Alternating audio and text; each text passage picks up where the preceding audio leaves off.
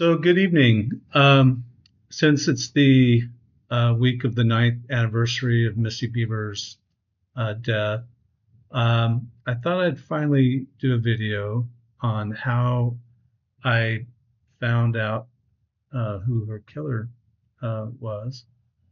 And um, let me just start off with this. This is the man that I believe is responsible for her killer. And, uh, keep in mind that all the evidence that I'm going to present is circumstantial, and I in no way am trying to convict somebody without, due process and all that. But I'm going to show you the evidence that I believe shows that Daniel Darlick is his name, was responsible for Missy's murder. And believe it or not, I have a lot of compassion for Daniel, who goes by Denny. Um, he was in the church, I believe, burglarizing the church, and Missy just walked up behind him, thinking, that he was a police officer. She saw police written on his vest, walked right up to him and startled him, and he just panicked and hit her with the hammer that he was using on the glass, and just as out of a reaction. And so, not at all planned, not at all something that he would ever thought he would have done. And so, my heart goes out to him. I mean, from what I know about him, he seems like a cool guy, but made a horrible mistake. And so, here in a minute, I will go over the receipts that I have. I'm not saying that I know with 100% certainty that this is the guy, but I'm fairly certain it is. And I'll let you decide for yourself. I initially got into the Delphi case from the day the girls were killed, and I really got into that case. And because the Missy Bevers case was very similar in that it had video evidence, it naturally drew me into that case as well, even though it happened a little before the Delphi case. And so, one thing that I'm kind of good at is um, really spending time examining um, images or video, and finding little details in those videos. That's how I know Richard Allen is innocent, because I've spent the time. I've I've gone through all. I mean, spent way more time than anyone looking at the images and studying the case. It's just a passion of mine, and this one was as well. All right. So before I actually go through the evidence, I want to explain a little bit. I called the tip line, the Midlothian Police Department, and when I realized that I really did find who I think is responsible, and I spoke with an officer, and I said, "Hey," I explained how I came about thinking that it was this guy, and I said, "Hey, can you go look up what car he drives and see if he drives a Nissan Altima?" And he said, "Yeah, I'll do that." And so he went away for a few minutes. I waited on the phone, and when he came back, he was really excited. And now he never confirmed that he drove an Altima, but he was really excited, and just his excitement alone indicated to me that, yeah, this guy drove an Altima. And in fact, this officer gave me his private email, and we emailed a number of times. But the lead investigator on this case um, basically thought I was a nut, I guess, and just never really gave it any uh, any um, any time, and it just threw it in the pile with all the other tips. And so, having said that, the one officer that I emailed a number of times, he got it. He believed me, and but but he wasn't in charge of the case. And so let's go through the evidence and let you decide for yourself. And and this is something I wrote probably, I don't know, 3 or 4 years ago, just kind of summarizing all the evidence that I had, hoping that someone else would see it and kind of run with it, but no one ever did. So, and I get it. I'm an armchair detective, and if I'm an investigator, they get thousands of worthless tips that just drive them crazy, and I understand that. And so to them, I'm just this crazy, armchair detective. But what they don't understand is that people like me who do this for a hobby have a lot more time than they do, and time to study images that they don't have. Uninterrupted time. I could sit here for hours, and I have in the past, not so much anymore. But I will sit here for hour after hour after hour, night after night after night. And they can't do that. They can't possibly do that. They don't have the time. And so, yes, I'm an armchair detective, but I have much more time. I'm not smarter than they are. I'm not trained like they are, but I have time that they don't have. And that's the difference. And so let me walk you through what I found having the time to find this. So this is what I wrote. To whom it may concern, the driver of the Nissan Altima is dressed the same as the killer in the church, with the exception of the police vest. So here we go. This is the driver, and you can see the outline of his black helmet. If you look very carefully, there's the black helmet, the balaclava mask. It's all black. His face is all black. That's the balaclava mask. He's got a white T-shirt underneath, and you can see the guy in the church had a white T-shirt underneath, and of course he's got a blue jacket on. And now this is the vest, but underneath the vest you can see his arm. He's got a blue jacket. So there's no doubt that the guy in the Nissan Altima was the guy in the church. He's wearing the exact same outfit. Now, this is kind of embarrassing. I'm old, and so I don't know. I'm not as technologically as savvy as younger people, and I didn't know how to take a screenshot at the time that I did this of the computer. And so the shots that I have that I'm showing were taken from my camera. I took a picture of my computer screen with my camera because I didn't know how to take a screenshot. And trust me, that's haunted me ever since. And I'll explain why here in a minute. So this was taken with a camera, not a screenshot. And it's undoctored, other than me writing like the words and having an arrows. Other than that, it's just directly from the video. I haven't in any way altered it, photoshopped it, anything like that. So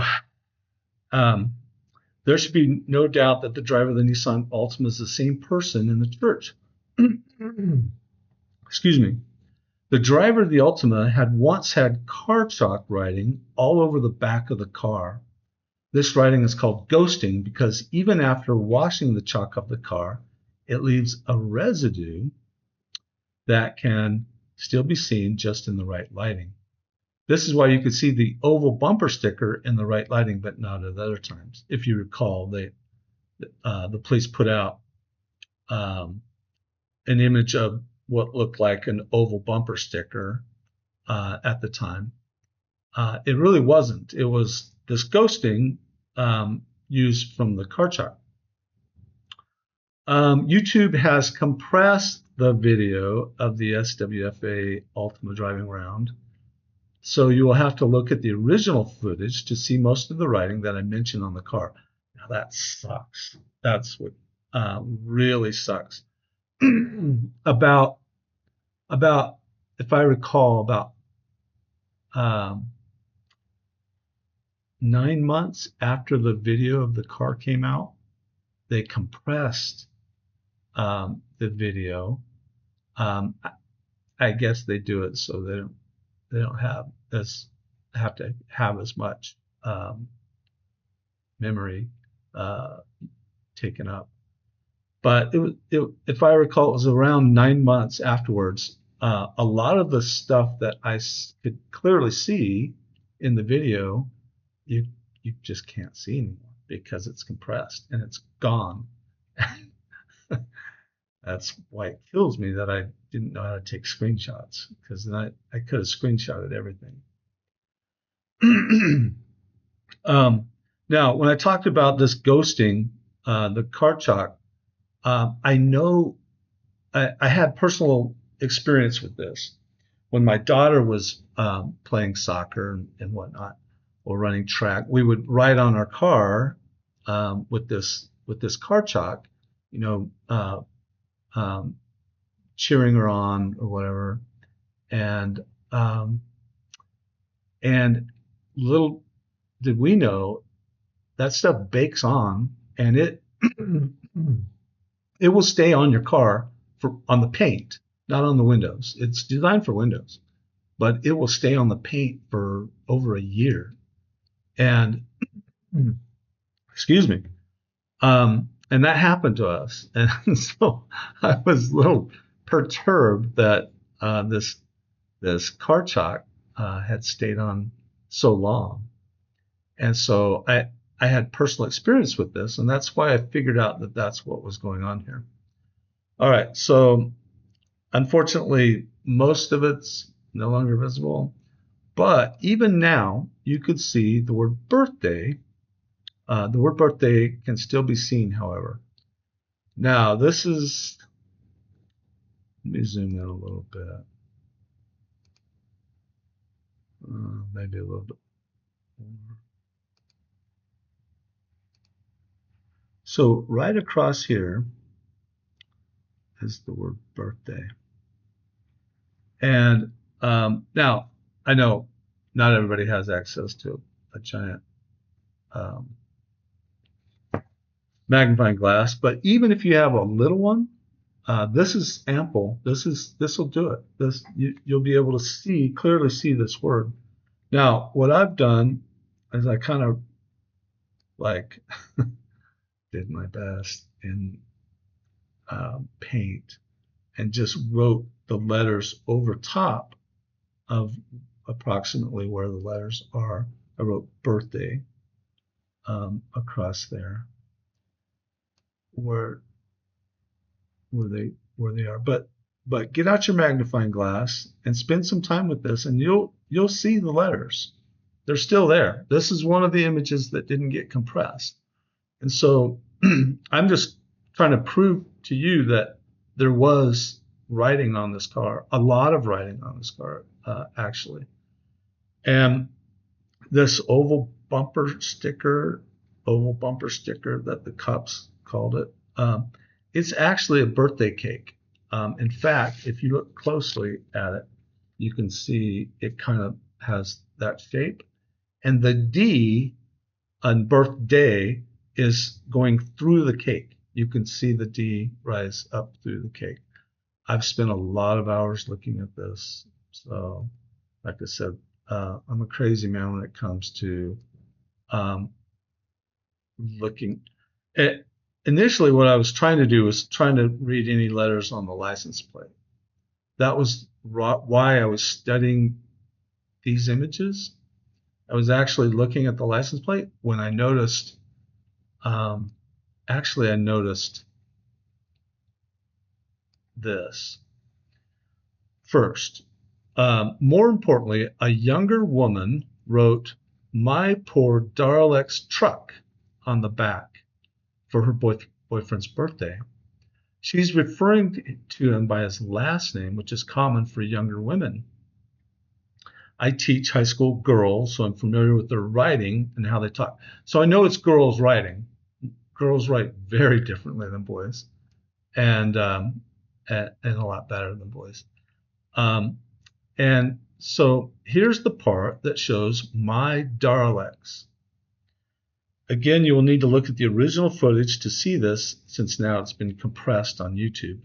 I believe it was in the fourth frame in from the 7:31 mark on the YouTube video, but no longer visible. Now, at the time, I snapped a picture of this. This is not a screenshot. If I would have screenshot it, you would see it so much clearer. And this is what kills me. Now I know how to take screenshots, but it's not there anymore. It's gone. It's been compressed. And so this is what really stood out to me right from the start was this ELEKS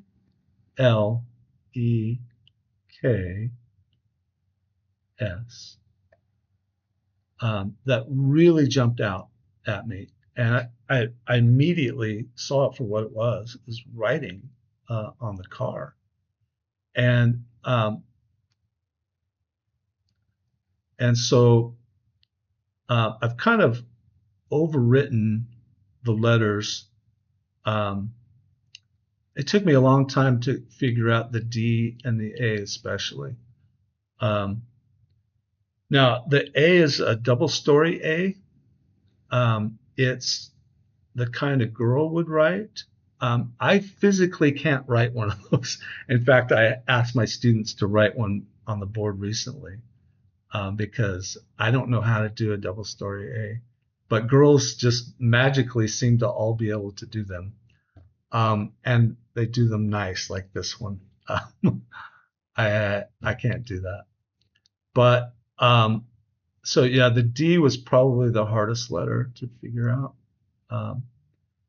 And then now it says my poor. Poor is, here's the P. I know you can't see this. O, and this is a capital R. My poor Darlex. And then the truck, TR.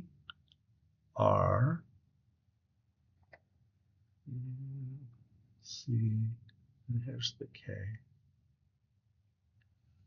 I know that's not easy to see at this point. I wish I would have screenshot it. You'd be able to see it so much easier. And it is what it is. And so I realized she's kind of making fun of him. My poor Darlex truck. She's saying my boyfriend's poor, and he drives a car, but in Texas you're supposed to drive a truck if you're a man, and so, but she's calling him by his last name, and which is super fortuitous. I mean, if she called him by his first name, there'd be a 100,000, Steves if it was my name, but super fortuitous that she called it by his last name and that he had a unique last name, a very unusual last name. The ELEKS can be easily seen, but the other letters take a little more effort. It helps to use a large magnifying glass. When I looked up the surname Darlek in the white pages online, there were none, but it suggested the surname Darlek, spelled with an I, instead. The young woman that wrote on his car had spelled his name phonetically and must have misspelled it. So she must have been just recently dating him. Um, and, for his birthday, wrote all over the back of his car, and wrote a lot of other things too. Um, she wrote his birthday. It said born. Now, I thought it said 030983, but when I looked up his birthday, I was wrong. It said it should have been 050583. In fact, you can still, let's see, you see the 8 right here. Can't really see the 3, but here's a 5. But this is where it says born, and then it's 050583. Anyway, again, you can't see it anymore, so it is what it is. So after typing in Daralek into White Pages, it turned out that there were only 8 men with the last name Darlick around the Dallas-Fort Worth area at that time, right after the murder of Missy Bevers. Only 2 of those men were not married, not gay, or not older than 90. So 6 of them were out. Couldn't have a young girlfriend. Denny Edward Darlick was the last of those men that I researched on Facebook and other means, and he was one of the 2 that could have a girlfriend. Daniel has a photo posted right now on Facebook where he is wearing the exact same shoes and the exact same jacket that the killer wore. And that's this, and it's still on his Facebook. And these are the shoes that the killer wore, and this is the jacket that the killer wore.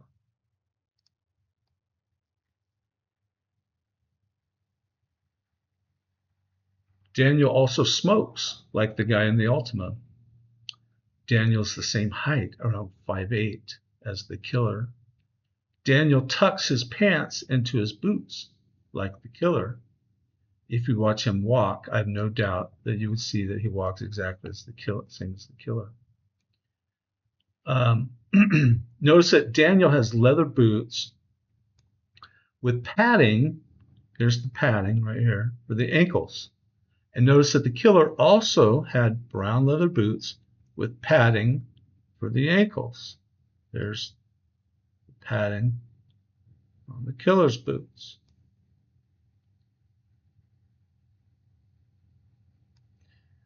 Many people have recognized that the boots seem too big for the person. That's because Daniel is wearing a style called monkey boots, which are deliberately worn too long. Daniel is from the Czech Republic, and they continue to wear this style.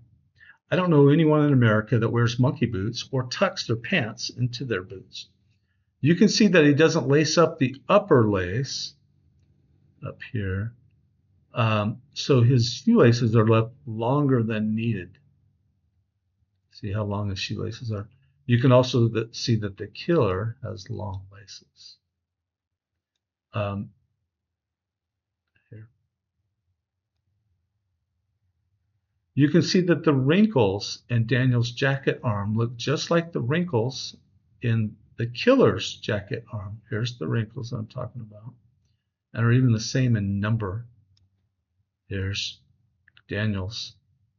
Let me put them on the same page so you can compare them if you want. The right cuff on Daniel's jacket was made from off-color fabric or scrap fabric to save money, but not the left cuff. This is the cuff I'm talking about. It's noticeably lighter than the other cuff and the jacket in general. This light colored cuff can also be seen on the killer's jacket. So see how it's kind of a little bit darker right there, and then light, dark, and then a light cuff.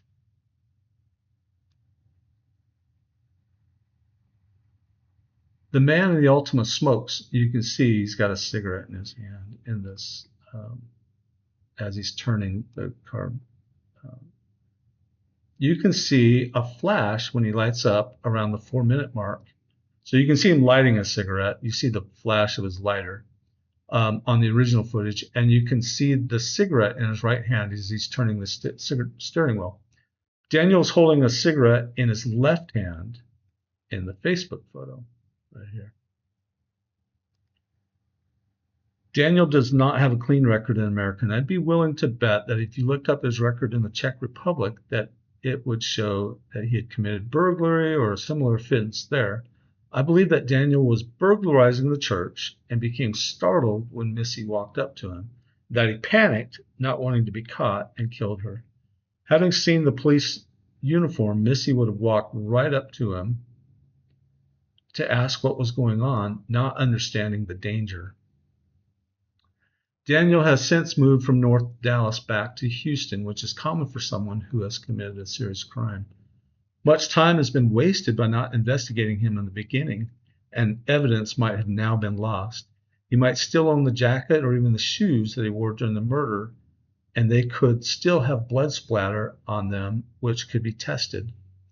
The evidence points to Daniel Darlick as being the killer, but it is all circumstantial at this point. You need to test the shoes or the jacket for DNA if you have any chance of a conviction. You could also find his Ultima and test the seats for DNA. He likely took off the police vest upon getting in the car and could have smeared some blood on a seat. He likely still owns the headlamp or handheld flashlight that he had during the murders. He likely still owns the tools that he had on during the murders. He works construction, so good chance he still has those tools. There should still be plenty of items to test for DNA, but the longer you wait, the less likely you'll find DNA from blood splatter.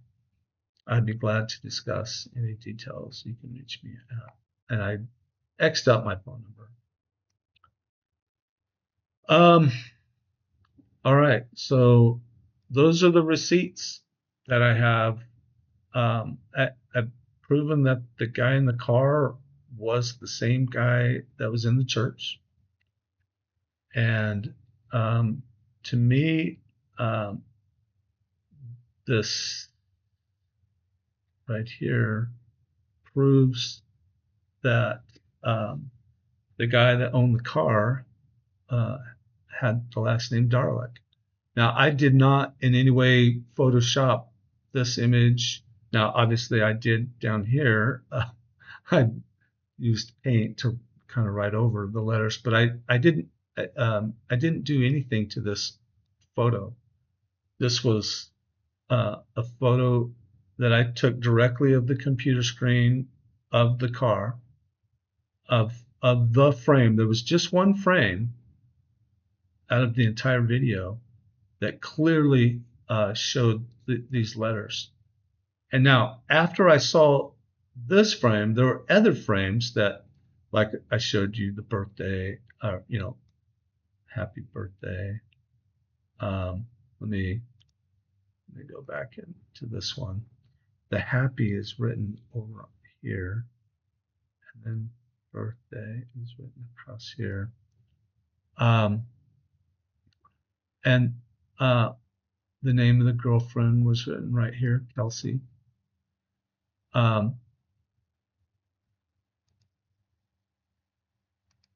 So I didn't doctor this. I didn't in any way Photoshop this. So I'm going to leave it to you to decide whether I'm crazy or this really is writing. And I know it really is writing. I wish I could have screenshot it. You would see it so much better than this image that I took from my phone. But and so,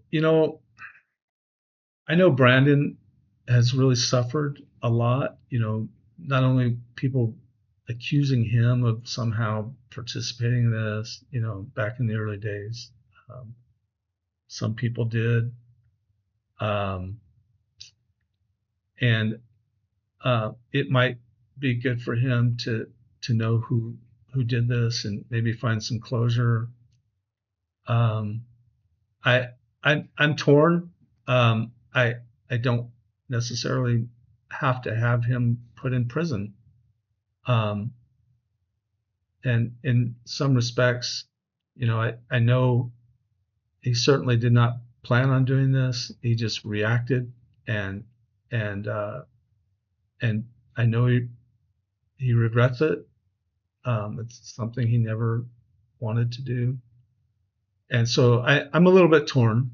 But I do think it's time for people to know uh, who did this and why it was done. It wasn't anyone planning on killing Missy. He didn't know Missy. He was just burglarizing the church on an early Monday morning because offerings are. He probably thought there could be offerings left over from Sunday in the church, um, and so I think that's what he was looking for, um, and obviously didn't find any, um, and that's why nothing was taken from the church. But I, like I say, I have compassion for Denny. He made a huge mistake. I don't think he should spend the rest of his life in prison. But if he does, so be it. He's about the age, uh, he's nearly the age that Missy was when Missy died.